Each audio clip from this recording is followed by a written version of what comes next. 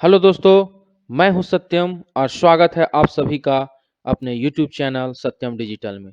तो दोस्तों आज हम यहां पर लेके आए हैं खोटा सोन माटी। पुस्तक का नाम है सोन माटी। ठीक है, इसके लेखक कौन है? प्रोफेसर विनोद कुमार इसके लेखक हैं। और चैप्टर का क्या नाम है? तो चैप्टर का नाम है ओद दीदा। ठीक है, चैप्टर का क्या नाम है? ओद दीदा। ठीक है, जो कि विनोद कुमार के द्वारा लिखी गई है। ठीक है, पुस्तक। तो हम यहाँ पे जेएसएससी सीजीएल, ठीक है, जेएसएससी जो सीजीएल है सचिवालय, तो झारखंड सचिवालय की हम लोग आज यहाँ पे वीडियो देखने वाले हैं। इसका नया सिलेबस आ गया है। अगर आपने अभी तक नया सिलेबस को खोरठा का, ठीक ना, याद रखिएगा, खोरठा का, खोरठा के सिलेबस को, झारखंड सचिवालय के खोरठा सिलेबस को बहुत ही छोटा कर दिया गया है। और यदि आपने इसका अभी तक नया खोरठा का सिलेबस नहीं देखा है झारखंड सचिवालय का, तो आप चैनल के प्लेलिस्ट पे जाके देख सकते हैं और नीचे वीडियो के डिस्क्रिप्शन में भी दिया है, आप वहां से भी खोरठा का नया जो सिलेबस का वीडियो है वो आप देख सकते हैं।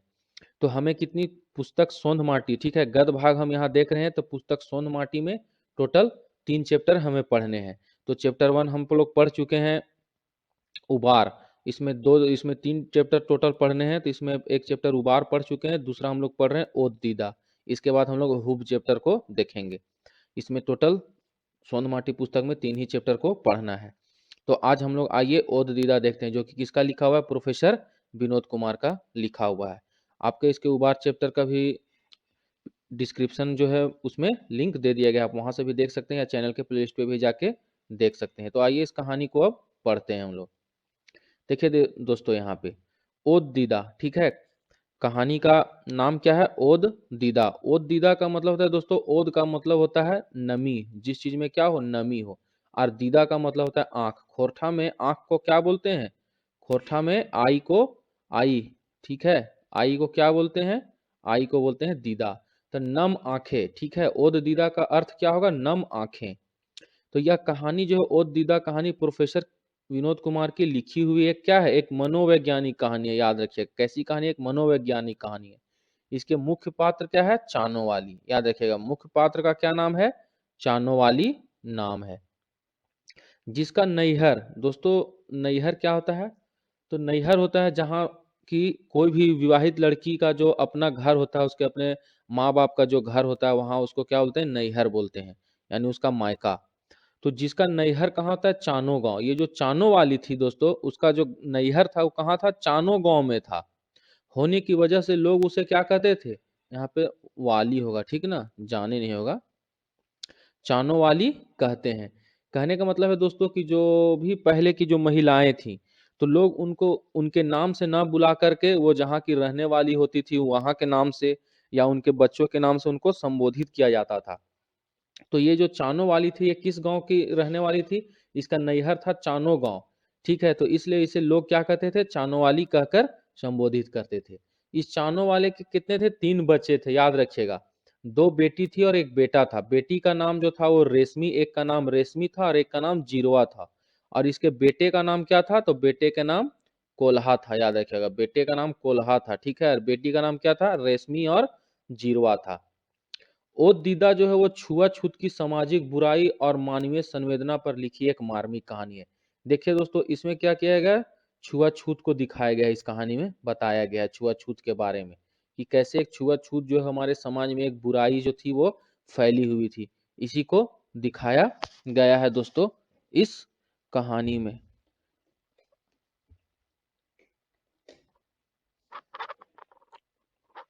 कहानी में दिखाया गया दोस्तों, ठीक है। ओद दीदा जो है छुआछूत की सामाजिक बुराई को संवेदना पर लिखी एक मार्मिक कहानी है। इसमें चानो वाली नामक एक तथाकथित छोटी जाति, देखिए दोस्तों, यह जो थी एक हरिजन जात की थी, ठीक है, क्या हरिजन जात की थी? और कि हरिजन में कौन सी जात थी? तो यह भुइनी थी जात की, और विधवा भी थी। महिला की मानसिक व्यथा को दिखाया गया है।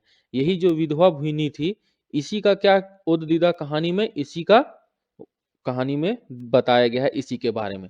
तो यहाँ पे देखिए, चानो वाली का मर्द, ठीक है, चानो वाली का जो मर्द था, मर्द यानी कि उसका हस्बैंड जो था, वो जमींदार घर में काम करते करते मर गया, ठीक है। गांव के जमींदार थे, ठीक है, महतो। उसी के घर में क्या था? चानो वाली के पति काम करते थे। और उसके पति मर जाने के बाद क्या की थी, चानो वाली जो थी उसकी पत्नी चानो वाली उसी महतो के घर में काम जगाकर अपने बच्चों का भरण पोषण कर रही है। ठीक है दोस्तों, यानी कि उसका हस्बैंड महतो के घर में काम करता था। देखिए दोस्तों, जो महतो थे वो चानो वाली के जो ससुर ये सब थे उसको क्या थे, जमीन दे के अपने गांव में बसाए थे। तो जो चानो वाली का हस्बैंड था वो महतो के यहाँ काम करता था और उसी से अपना भरण पोषण कर रहा था। लेकिन वो उसकी मृत्यु हो जाती है तो उसकी पत्नी जो है वो चानो वाले के मतलब कि चानो वाली जो थी सो अपने पति के मृत्यु के बाद महतो के घर में क्या करती थी, बाढ़न सोढ़न करती थी। उसका जो हस्बैंड ये सब था सो खेत जोतने ये सब का काम करता था। लेकिन यहाँ पे उसका हस्बैंड जो है वो मर जाता है तो चानो वाली अब उसके घर में जो भी है बाढ़ने का काम ये सब सारा काम करके अपना घर परिवार चला रही थी। ठीक है, यहाँ पर देखिए चानो वाली के कुछ गुणों के बारे में बताया गया है कि चानो वाली जो थी मानवीय गुणों की प्रतिमूर्ति है। दया, करुणा, ईमानदारी उसमें क्या थी, कूट कूट कर भरी हुई है। सरलता, निश्चलता और मिलनसार स्वभाव उसके व्यक्तित्व के गहने हैं। चानो गांव में मायका होने के चलते इस गांव के बच्चे दुलार से उसे क्या कहते थे, चानो वाली कहकर पुकारते थे। जैसा मैंने आपको बताया उसका मायका कहाँ था, रहने वाली वो कहाँ थी, चानो गांव की, इसलिए लोग उसे, इस गांव के सभी लोग उसे प्यार से क्या कहते थे, चानो वाली कहकर पुकारते थे। देखिए चानो वाली अपने काम, व्यवहार और ईमानदारी के चलते महतो घर में क्या कर, वह घर का अभिन्न अंग बन गई थी। उसकी यही सब जो खूबी थी, ठीक ना, करुणा, ईमानदारी, मेहनत, यही सब के चलते वो क्या महतो घर में एक अभिन्न अंग बन गई थी। उसके बगैर मानो घर का कोई काम पूरा नहीं होता। शादी ब्याह, देखिए दोस्तों, जो सुरेश महतो थे, नाम क्या है, सुरेश महतो, ठीक है, सुरेश महतो। सुरेश महतो का बड़ा बेटा का शादी था, उसमें वह बढ़ चढ़ कर मतलब क्या थी, एकदम काम कर रही थी, क्योंकि उन्हीं के घर ये काम करती थी। पूजा पाठ, पर्व त्योहार सब में उसकी क्या थी, उपयोगिता और बढ़ जाती थी। महतो घर की सवासिनों, देखिए दोस्तों सवासिनों बोलते हैं जो घर की बेटियां जिनकी शादी हो जाती है उन सबको क्या बोला जाता है, सवासिन बोला जाता है। तो महतो घर की जो सवासिन थी यानी कि विवाहित जो बेटियां थी, उनके ससुराल छोड़ने लाने में उसकी तत्परता सबको अच्छी लगती थी। मतलब ये क्या है, एकदम बहुत ही अच्छे स्वभाव से घर की जो विवाहित बेटियां थी उनको लाना, उनको पहुंचाना, इन सब में भी उसकी एक अच्छी खासी भागीदारी रहती थी। घर के बच्चे उसे चानो वाली मामा, देखिए दोस्तों मामा यानी कि दादी, हम लोग अपनी जो बूढ़ी हमारी जो दादी होती है उसको मामा भी कहते हैं, तो इसलिए उसे घर के बच्चे उसे क्या कहते थे, चानो वाली मामा यानी कि चानो वाली दादी कहकर संबोधित करते हैं। उनके अपनापन भरे व्यवहार से चानो वाली क्या होती थी, गदगद हो जाती थी दोस्तों। ठीक है, अब इतनी मेहनत से करती थी, करुणा दया भाव उसमें भरा हुआ था। ठीक है, तो प्यार से उसे उस घर के जो भी बच्चे थे उसे चानो वाली दादी कहते थे, जिसके कारण वो भी गदगद हो जाती थी। पर उसके सरल मन में, देखिए दोस्तों, लेकिन उसके जो मन में अक्सर एक पीड़ा सताते रहती थी। उसे महतो घर के सभी बच्चे मामा यानी दादी कहकर तो पुकारते थे। देखिए दोस्तों, महतो घर के जो भी बच्चे थे उसे चानो वाली दादी कहते थे, क्योंकि उम्र भी उसका अच्छा खासा था, उस घर में काम करती थी, सबका देखभाल, खिलाना पिलाना, घर में झाड़ू बर्तन सब कुछ काम करती थी, ईमानदार थी, तो लोग उसे चानो वाली दादी कहकर पुकारते थे। लेकिन उसके मन में क्या था, एक पीड़ा सताता था, क्योंकि जो भी उस घर के बच्चे थे उसे दादी कर कह के तो पुकारते जरूर हैं, पर पूरी तरह दादी का सम्मान क्यों नहीं देते, तो उसे बहुत दुख होता था। मतलब आखिर ऐसा दुख क्यों होता था दोस्तों, तो देखिए यहाँ दुख का कारण बताया गया है कि जब ससुराल से आई महतो घर की सवासीने, देखिए सवासीने का मतलब अभी मैंने बताया क्या चीज, विवाहित जो बच्चियां, विवाहित जो औरतें होती हैं यानी कि जो लड़कियां होती हैं जिनकी शादी हो जाती है, तो उन्हीं सबको सवासिन कहा जाता है। तो जो महतो घर की जो बेटी लोग थी जिसका शादी हो गया, वो लोग यानी कि विवाहित बेटियां के आती, चाहे उस घर के बाहर पढ़ाई करने वाले लड़के आते, मतलब कि जो घर की बेटियां थी वो विवाह होके तो अपने चली गई थी, ससुराल चली गई थी, या फिर जो उस घर के लड़के थे, महतो घर के लड़के थे, वो लोग पढ़ाई करने कहीं बाहर जाते थे, तो वो लोग बेटियां या वो लड़के लोग जब कुछ दिनों के बाद वापस अपने घर आते थे, तो जितने भी घर के बड़े बुजुर्ग थे उन सभी के पैर छूकर क्या करते थे, प्रणाम करते थे। पर वहीं पर खड़ी चानो वाली के पैर नहीं छूते और ना ही हाथ जोड़कर प्रणाम करते। इसी बात का उसको क्या था, पीड़ा था कि घर में तुमको इतना मान सम्मान तो देता है, लेकिन जब पैर छूने का बारी आता है तो हम क्या हो जाते हैं, एक छोटे जात की हो जाते हैं और हमको वो सम्मान नहीं मिलता है। लोग अपने घर के बड़ों को पैर छूते हैं लेकिन मेरा पैर नहीं छूते हैं, जबकि हमको ये लोग क्या दादी दादी कहकर संबोधित करते हैं। लेखक भी देखिए इस कहानी में देखिए लेखक भी क्या है, उसी घर का लड़का है। वह एक बार दुर्गा पूजा के छुट्टी में घर आया। वह सबको क्या गोड़ लगा, यानी गोड़ लगा यानी कि पैर छू के प्रणाम करने को बोलते हैं गोड़ लगना।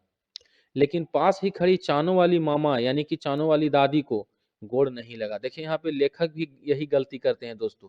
वो जब आते हैं दुर्गा पूजा की छुट्टी में तो घर के सभी बड़े बुजुर्ग को पैर छूकर तो प्रणाम करते हैं, लेकिन वह चानों वाली दादी को पैर छू के प्रणाम नहीं करते हैं, जिससे वह टूअर नियर हो गई। ठीक है दोस्तों, टूअर बोलते हैं जिसका कोई नहीं होता है दोस्तों।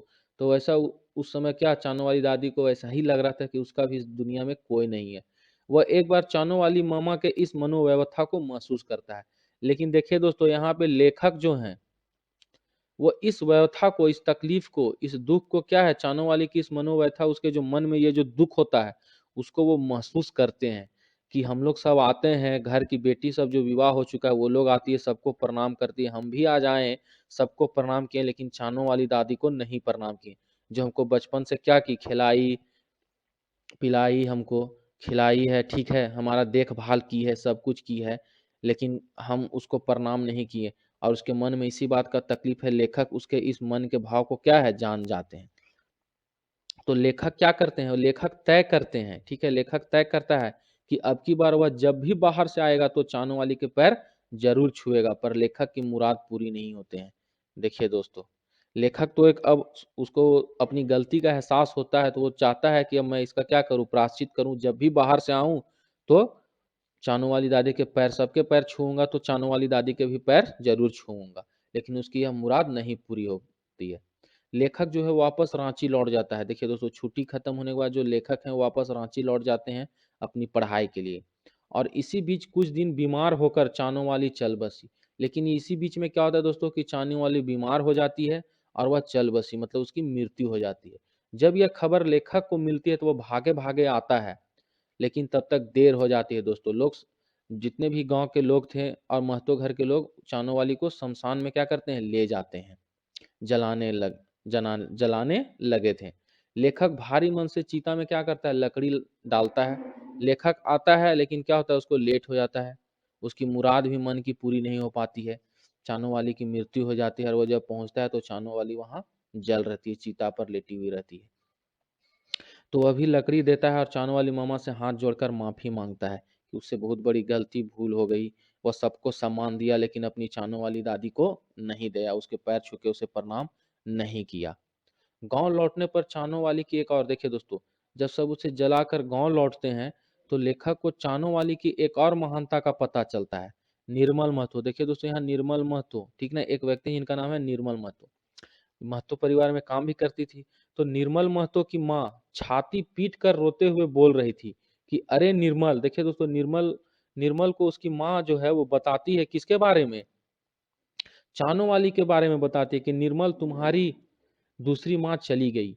वह निर्मल को कहती है, निर्मल की माँ है सो निर्मल को क्या कहती है कि अरे निर्मल, रोते हुए बताती है कि अरे निर्मल तुम्हारी दूसरी माँ चली गई। यानी कि वह चानों वाली के बारे में कहती है कि तुम्हारी दूसरी माँ चली गई, उसी ने अपना दूध पिलाकर तुम्हें पोसा था। देखिए दोस्तों, जो निर्मल की माँ है वो अपनी छाती पीट कर के कहते रहती है कि निर्मल, जब तुम बच्चा था तो तुम्हारी माँ को क्या होता है, तुम्हारी माँ को दूध नहीं होता था जिससे वो तुम्हें पिला सके, तुम्हें पोस सके। तब तुम्हें दूध किसने पिलाया, तब तुम्हें दूध इसी चानों वाली ने पिलाया था और तुम्हें पोसा था। यह बात लेखक को गांव आने पर पता चलती है, जब उसे जलाकर वह वापस गांव आता है। और यही सब बात जो है वो लेखक को सुनकर मन में यह सवाल उठता है कि यह समाज कितनी पाखंडी है, दूध पिलाते समय चानों वाली की जाति आड़े नहीं आई। देखिए दोस्तों, वह एक छोट जात की थी, भुइनी समाज की थी, भुइयां समाज की थी, ठीक है।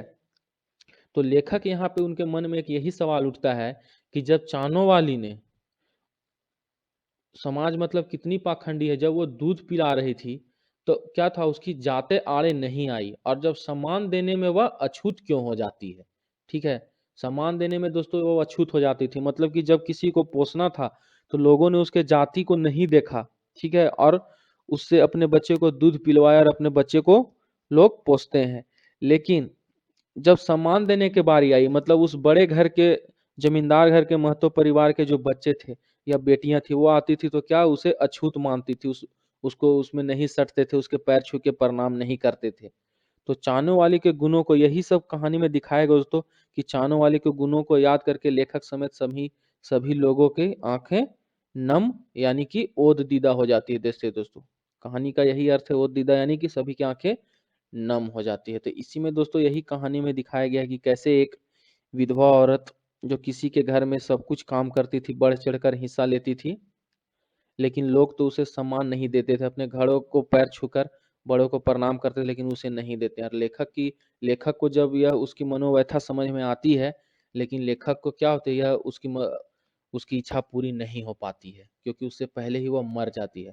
और उसे पता चलता है कि लोग जो हैं, जब उसकी जरूरत थी तब उसकी जो है जाति उसके आड़े नहीं आई लोगों के, लेकिन सम्मान देने में लोग क्या है, उसकी जाति को देखते हैं। तो उम्मीद है दोस्तों आपको कहानी समझ में आ गया होगा और कहानी अच्छा लगा होगा। अगर आप चैनल पे नए हैं तो चैनल को सब्सक्राइब कर ले, बेल आइकन को प्रेस करें, और दोस्तों वीडियो को लाइक शेयर कमेंट करना बिल्कुल भी ना भूलें। ठीक है दोस्तों, तो मिलता हूँ किसी नए वीडियो में नए टॉपिक के साथ। Thanks for watching. जय हिंद दोस्तों।